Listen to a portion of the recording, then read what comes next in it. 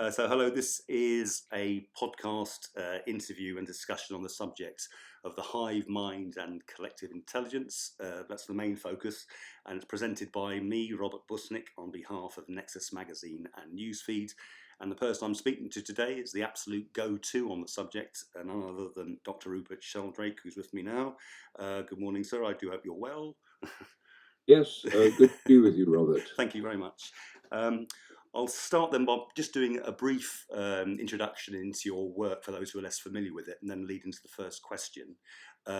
So I would say, and I don't think I'm speaking for myself here, that probably the most valuable insights you've given people like me who read your work and want to learn and understand is on cell differentiation, where you point out that for all we know about molecular biology, we only know how cells duplicate and replicate. We don't know how they actually change, and most of us have been lulled into a false sense that genetics is the sole factor in making things take their ultimate shape.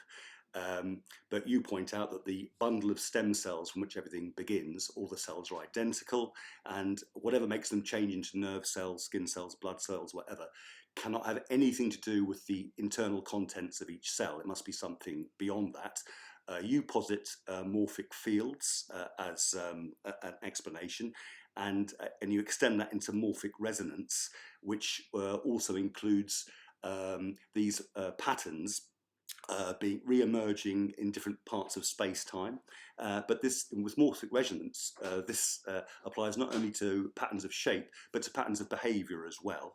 And so there we have to go into things like considering seriously collective memory and things like that. And because of this, you've been criticised and slurred over the years as being pseudoscientific, mystical, irresponsible, whatever. And so rather than ask you a question that you've answered 1,000 times, I'll just try and tweak it slightly. You've responded to your critics by saying they're part of a belief system that's materialistic and atheistic and actually inhibits genuine scientific inquiry. So my question is, this dominant materialist tendency in the scientific community, they're perfectly entitled to criticise your theory on morphic fields or morphic resonance, even though I would say you've pointed out in one case an eternal mystery, in the other case something that's definitely a genuine occurrence. But I don't think it's hard to support the denial they have that you're actually, they might not like your answers, but they're in denial about the question, and so why do you think that is? That's the first question. What's the issue with them? Well, I think the issue basically is a belief system. Most of my critics are mechanistic materialists.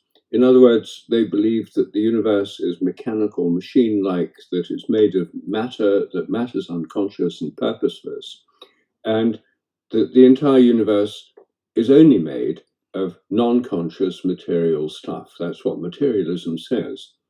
That leads to the idea that the brain is what produces the mind, and the mind is simply inside the head. It's an inexplicable epiphenomenon or hallucination produced by the brain, an illusion, and that nature is governed by fixed laws which don't change with time.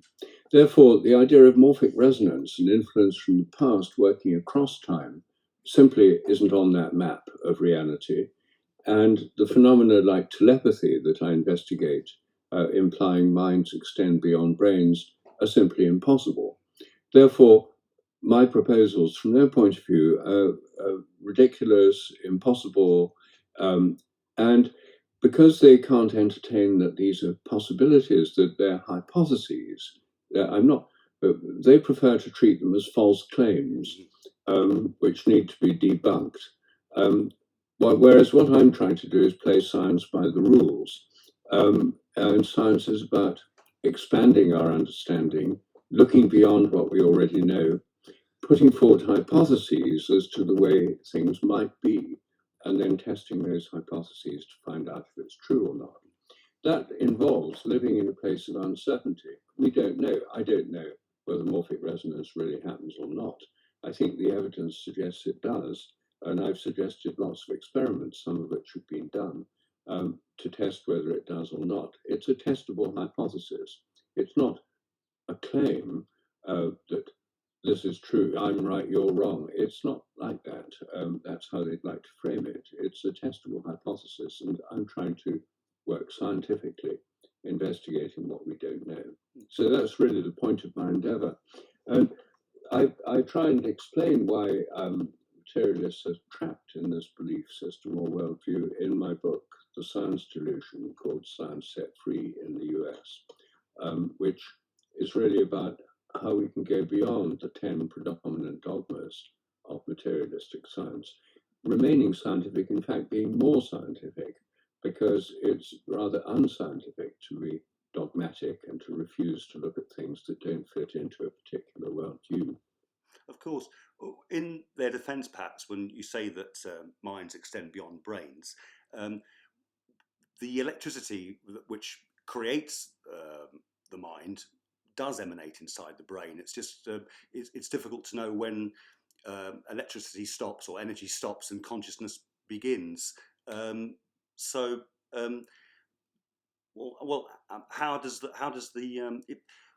does the mind produce? How does the brain produce the mind then?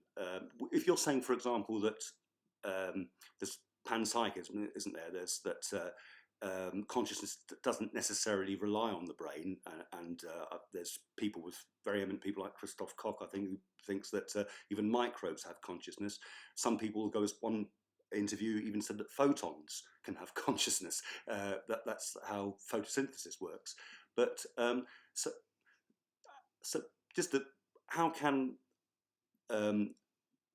surely the brain at some point does actually produce the mind, or are we saying that our consciousness is diffuse or unlocatable in our physicality? Well, there are 2 points here, Robert. The first is whether minds are necessarily tied to brains. And as you point out, there's a fashion for panpsychism at the moment with Christoph Koch, who used to be a hardcore materialist, has become a panpsychist.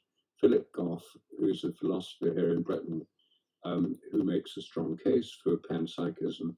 Their point is that if consciousness is present in some vestigial form, or some lowly form in electrons and atoms, then when it emerges in brains, it's a difference of degree, not of kind.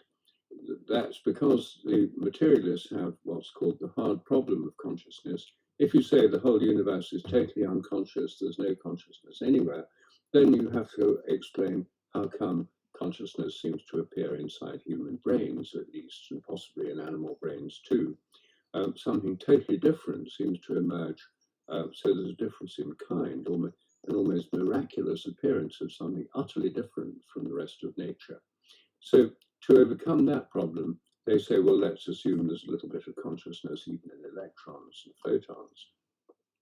I think the best way of looking at panpsychism is not to go down to the very small, where we haven't a clue what the consciousness of an electron might be, but to go up and look at larger things. And I wrote a paper published last year called Is the Sun Conscious?, suggesting that the sun and other stars may be conscious beings. Whole galaxies may have a kind of consciousness, and so may the whole universe.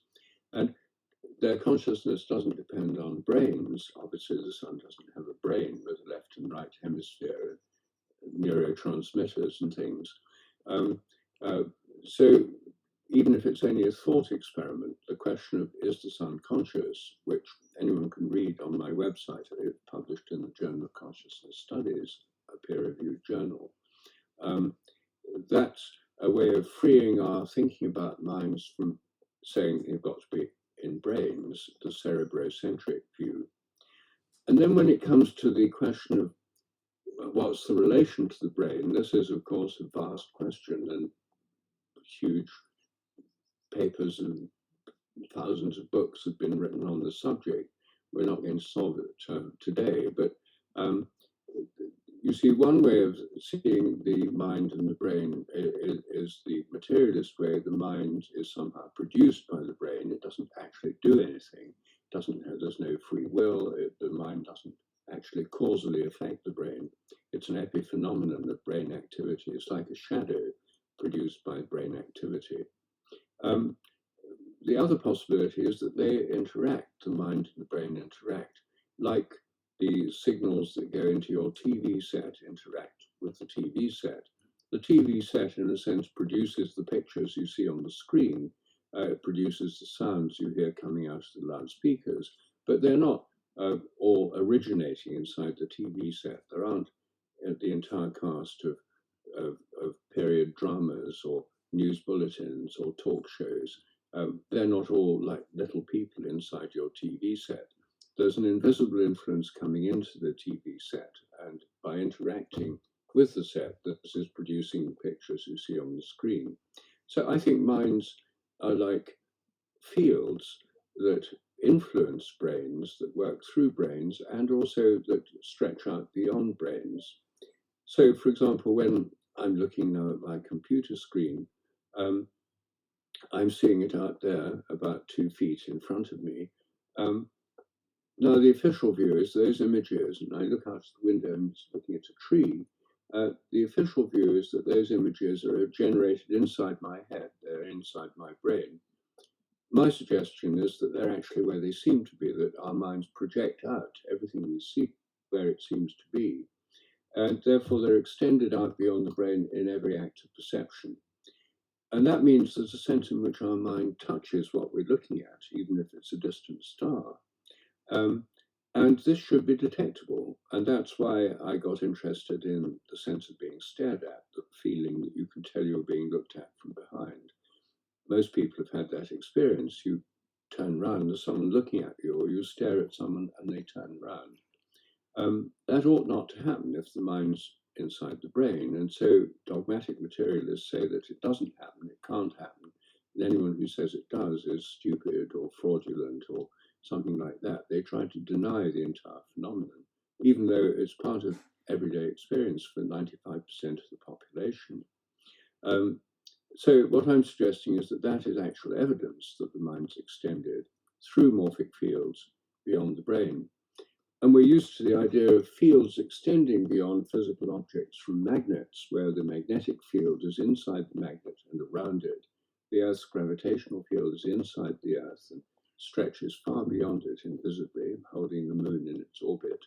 And the field of your telephone, your mobile telephone, is inside the phone and it visibly stretches out beyond it. So I'm suggesting minds stretch out beyond brains in that kind of way, rather than being confined to the inside of heads. Right, thank you. I watched your lecture on the sun having consciousness, and it was fascinating, obviously. And but you seem to be saying there that it's the connectedness, the sort of some sort of abstract streams or currents, which really account for consciousness. It's the it's the synergy between things which account for consciousness. Would that be correct?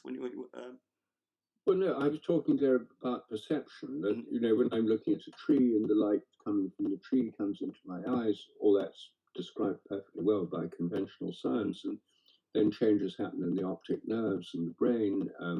All that again we can map and study by regular science. But then there's the question of how I produce the image of the tree and why I'm conscious of it. Regular science doesn't have anything to say on why I'm conscious, so that's the hard problem. And in terms of where the image is, it says it's inside the brain, whereas I experience it as being outside the brain, where it is. I'm just suggesting it's there. So I'm not saying all of consciousness is emerging from local interactions. I'm saying that perception is emerging from these local interactions where we relate to the world around us. In terms of the ultimate origins of consciousness, I mean, that's an enormous metaphysical question. And, all traditional worldviews have said that there's consciousness in and beyond nature, that there's consciousness out there, that the whole universe is pervaded by consciousness, the mind of God, if you like, or cosmic consciousness, that there's consciousness isn't just confined to brains or even to stars and galaxies. The entire universe may be conscious, and that may be within an even greater consciousness that transcends the universe. The universe may be within God, and God may be within the universe. That's a worldview called panentheism. Or the the whole universe may be conscious and there may be nothing beyond it. That would be pantheism or cosmic panpsychism. So there are all sorts of views about consciousness beyond the brain, and most traditional views, as I taken for granted, there are many forms of consciousness beyond the human level, and an overall consciousness including all things. If we can just go back to the idea of the image being where the object is, that a lot of that comes from the work of Henri Bergson, I believe, doesn't it? That the idea that we don't see with our eyes or our minds, we see with the system, and that our vision is innately projective and reflective. But there is and I read Mind, Matter and Memory, and I think for most people it would be quite hard to grasp at first this idea of the image going, you receive the information, your brain pushes it straight back out to the image and it touches the image. You have a memory idea which overlaps the image. But I found it difficult at first. The thing that gave it more appeal, made it more understandable, was when he says that the first time you perceive an object, you must perceive it where the object is rather than in the mind. And also the thing he points out, of course, is that with memory, there's never ever been found any sort of physical trace of memory. And so this idea of where our mind is much looser than we're led to believe. So that gives legitimacy to your work, that there might be sort of mental fields and I think as you were saying before, there are everyday experiences, like people sense auras and they talk about presence and atmospheres in rooms and vibes and things like that, and those are everyday experiences which may be validated by these sort of more alternative scientific ideas, perhaps. Well, in terms of the projection of images, we don't even need to go as far as things like auras and so on, which only some people see and most of us don't. The idea that images are projected out is even before Bergson, it was a commonplace idea in the ancient world. Euclid, the great geometer, 3rd century BC, said that our eyes project out images, and he was the first person to give a clear explanation of how mirrors work. And actually, Euclid's theory of projected visual rays is still in every physics textbook. When you look at a physics textbook about how a mirror works, you'll see they have pictures of rays coming out of the eyes, and there's the surface of the mirror. The ray comes out of the eye, and the ray carries straight on as a dotted line to produce a virtual image behind the mirror. That's in every physics textbook to explain virtual images behind mirrors. And what they say is that the eye produces lines that are projected outwards to form the virtual image which appears to be behind the mirror. Well, what's going on there is indeed the kind of projection I'm talking about. And so I think every time you look in a mirror and you see images behind it, you're actually directly experiencing this kind of visual projection. You don't experience those images as being inside the head, you experience them as being behind the mirror. And even the official explanation is that they're virtual images produced by your mind, in your mind in a way, but located behind the mirror. So I would say that just looking in a mirror, which is a very everyday experience, extraordinarily common experience, is already telling us that our minds are projecting images outwards. We don't need to look at anything more esoteric than mirrors. Very interesting, thank you. We'll just move on to swarm intelligence and collective behaviour. You cite one example of termites who build mud arches, blind termites. One half of the blind termites produces one half of the arch, the other half produces the other, and they meet magically in the middle. And the orthodox opinion is that's every time it happens, it's a coincidence, and the pattern just emerges from individual behaviour. There's another example I'd like, which is ants going up a V-shaped path, and they stop halfway along and build an ant bridge, make a shortcut, and make an A rather than a V. And to me, these are clear examples of what is another heresy: top-down causation. The overall pattern seems to be dictating the individual behaviour below. It's not the individuals that are creating the organising principle. It's the other way around. You possibly explain the this through morphic fields. So I was just wondering, is there an overlap between top-down causation and morphic fields, or would top-down causation be, how important key is it in legitimizing the fact that they're acting with one mind, there are collective decisions taking place? Well, I think all fields involve top-down causation, actually, not just morphic fields. I mean, even according to conventional physics, the whole universe is governed by top-down causation from the universal gravitational field. The universal gravitational field holds the whole universe together. It includes the whole universe. And that universal gravitational field, according to Einstein, is not in space and time. It is space-time. It provides the framework within which everything else happens. And a magnetic field, if you think of iron filings scattered around a magnet, lining up in lines of force around a magnetic field, it's a top-down causation that causes those lines of force to appear and the iron filings to take up their positions. They don't take up their position because each individual iron filing sort of somehow knows where to go and tells the next one what to do. They do it because there's a top-down causation affecting the whole thing. And in a termite mound, what I'm suggesting is there's a morphic field for the entire termite colony, like an invisible blueprint or plan. The individual termites, which are blind, put little balls of mud in the right place to build this structure. But they themselves can't see where they're going, and they don't know where the entire structure of the field, any more than an iron filing in a magnetic field within one particular line of force doesn't have the plan of the entire magnetic field within it. That's within the field as a whole. And so the example you gave of where an experiment by Eugene Marais in South Africa, where he damaged a termite mound, he put a metal plate in the middle of the termite mound, and on both sides, the termites repaired the damage by making bridges and arches, and they, even though they're all blind, they lined up so they were perfectly aligned, suggesting there was an invisible plan underlying the termite colony. And I think that these group fields are also something we can actually see in action. Most people have seen murmurations of starlings, for example, where these birds fly together in flocks, sometimes with tens of thousands of birds in a flock, and they can all change direction in such a way they don't bump into each other. The individual birds not only know where their neighbors are, but where they're going to go next. Otherwise, they'd constantly be colliding. And I think they're responding to a field of the group as a whole, or you could call it a hive mind or a group mind, which is a top-down causal influence to which they're all responding and to which they all contribute.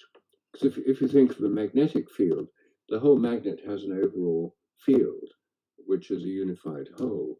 And that emerges from the individual magnetic domains within the magnet, and in turn keeps them aligned in the right way. So the individual starlings, in a sense, give rise to the group field, which then has a top-down effect on the starlings. So these group phenomena, these group minds, these group fields are indeed examples of morphic fields, I would claim. And all morphic fields have a kind of inherent memory, so they'd remember what the behavior of past starling murmurations. There'd be a kind of memory in the group mind, not just a freestanding group mind that's non-historical. And the group mind of termites would inherit the forms and patterns of previous termite colonies. It sounds like a feedback effect taking place at some point. But the thing is, we've only got a few minutes left, but I've spoken to an entomologist from Sydney University and also a quantum physicist from Frankfurt, quite eminent people. But they're both, as far as they're concerned, top-down causation is not on. It's absolute heresy still. I was just wondering, to finish, has there been any sort of shift away from, have you noticed, more hidebound materialist point of view to something a little bit more holistic? Just give an example to finish. The program which got me interested in this, first of all, was called Global Swarming by David Attenborough, and he showed all the murmuration, bait balling, what have you. And at the end of the program, he said, all the unity is illusory. It's all just individuals, and it's just a complete illusion. And I thought that was rather premature. And then a few years later, there's a program, this is probably about 10 years ago, Swarm, Nature's Incredible Evasions, the BBC does sometimes on BBC 4. And this was 7 or 8 years later, and they showed an ant colony. I can't remember the actual example, but they showed all the differentiation of labour and collective decisions clearly being made and altered. And then the narrator explained how this is happening, how the ant colony is doing this. And there was almost like a drum roll effect. And he said the links between all the ants creates a mind. And I thought, well, there's a eureka moment there that's missed the headlines there. So from about 7 or 8 years difference, there seems to be some sort of change. And I asked another interviewee, Jay Lakhani, who's as I said, he's the first teacher of Hinduism at Eton, and he's got a Masters in Quantum Mechanics taught by Roger Penrose, and he said there has been a shift, in the last few years. So have you noticed that at all yourself? And just to finish with an example, perhaps. Well, I think the idea that it's all just little bits interacting. You see, that's part of the reductionist worldview, which says that ultimately the ultimate basis of reality is atoms. It used to be called atomism, that worldview, but then the bottom dropped out of the atom.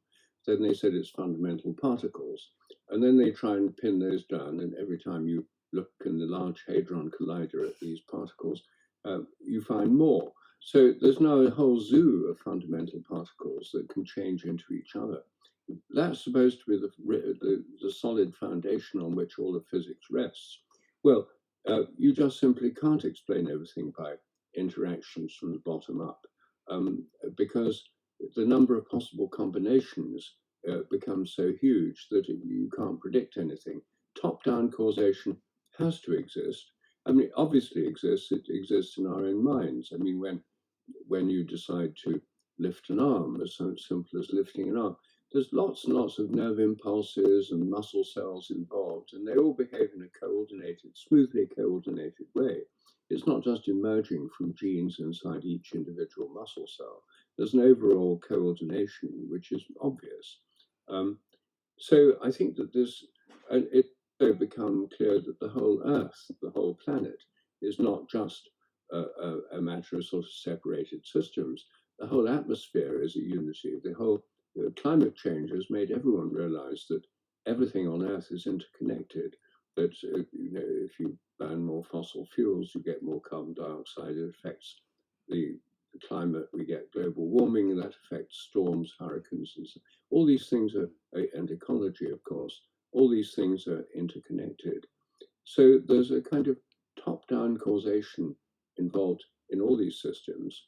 In relation to insect colonies, one of the great figures in this field was Edward A. Wilson at Harvard.